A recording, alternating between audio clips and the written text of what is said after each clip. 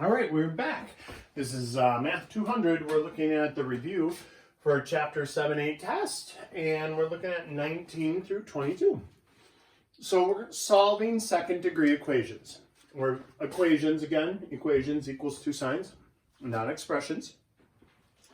And so let's go back and look at how what we did with that in the past. What we did with that in the past was this.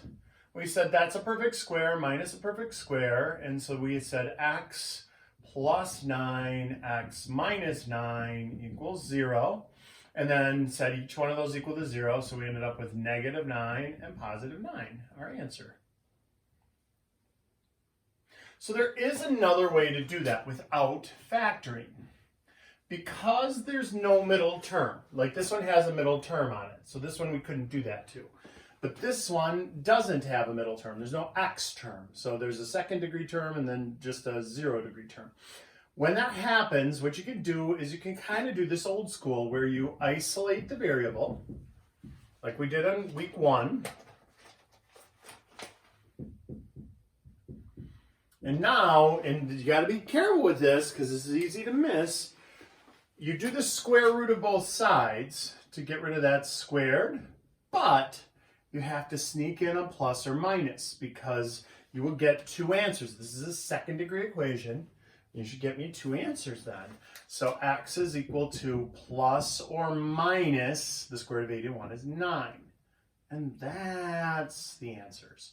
That's a shorthand of writing it like that. If you still want to write it out, x equals 9 and x equals negative 9, also fine. That's fine.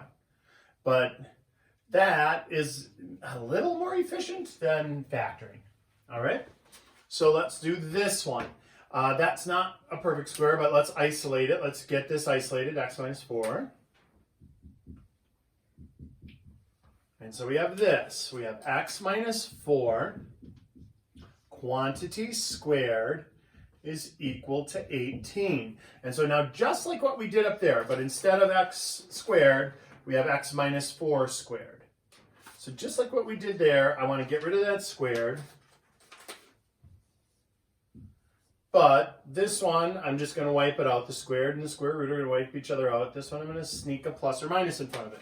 So now look at what we have. We have x minus 4 equals the square root of 18. Well, plus or minus the square root of 18. So what we're going to do there is isolate our variables, so add 4 to both sides. But we're not quite done yet. So we have x equals 4 plus or minus the square root of 18. Yeah, that's great. But I can fix the square root of 18. There's a perfect square hidden in there. So 9 and 2. So here is my final answer in simplest radical form. 4 plus or minus 3 square roots of 2. That's our answer for that one. And so, all three of these are on the test. So 19, 20, 21, all on the test.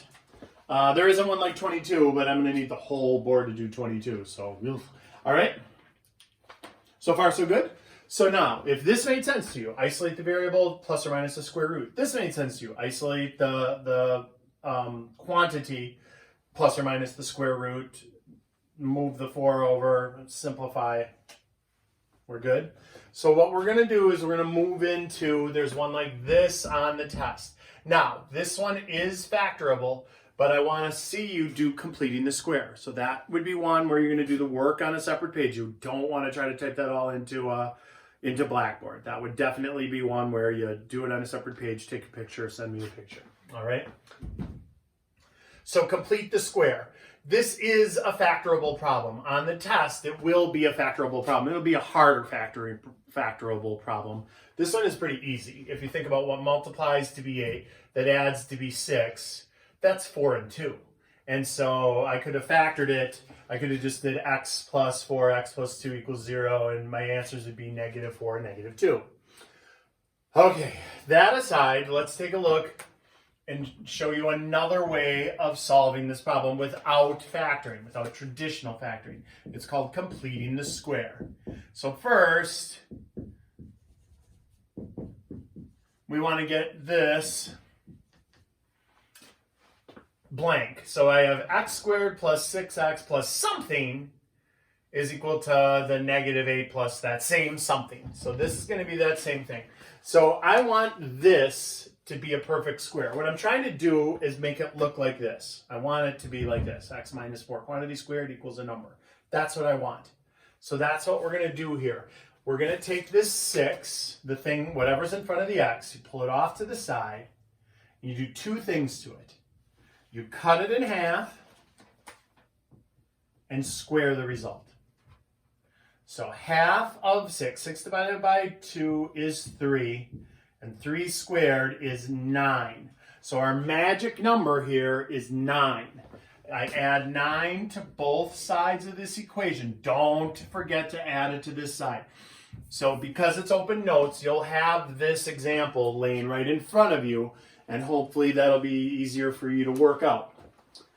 What we did here was we made this into a perfect square trinomial. What multiplies to be 9 that adds to be 6? Well, that's x plus 3, x plus 3. Negative 8 plus 9 is 1. Don't forget to add those up. That's another really common mistake. People put the plus 9 there, but then they fail to add it to the negative 8. And they just leave it negative 8, all right? So don't do that. So here we are. Now look at what we have. X plus 3 quantity squared equals 1. If you take a look at that, and you take a look at what we had here, x minus 4 quantity squared equals 18, now we're just going to follow this process down to finish it off. So let's do it. So x plus 3 quantity squared equals 1. We're going to do the square root. We're going to throw a plus or minus on that. And so the square root of that squared, I get just x plus 3 and plus or minus the square root of 1. And then just what I did here, look, I added 4 to both sides. I'm going to subtract 3 from both sides. And here I'm almost done. X is equal to negative 3 plus or minus the square root of 1. But now think about this. This is the square root of 18. We broke it into perfects and leftovers and left it 3 square roots of 2.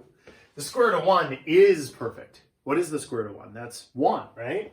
So we have x is equal to negative 3 plus or minus 1. Well, now that's 2 answers. So we have x is equal to negative 3 plus 1. We have x is equal to negative 3 minus 1. And so x is equal to negative 2.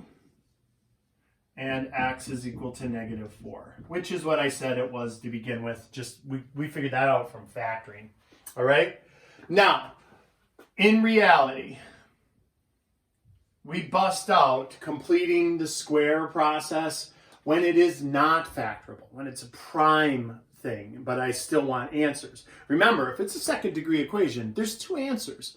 It's just prime or not prime means is it pretty or not pretty. If it's not prime, that means it's whole number or fractional answers. They're rational answers. If it has a second degree but it's prime, that means it's not factorable, but that doesn't mean it's not answerable. There are 2 answers. They're just non-terminating, non-repeating decimals, irrational. All right? So here, let me do 22, and then we'll be done with this video. We'll do the last page for the last video. So 22 used to be on the test, but I just didn't have, we don't have the,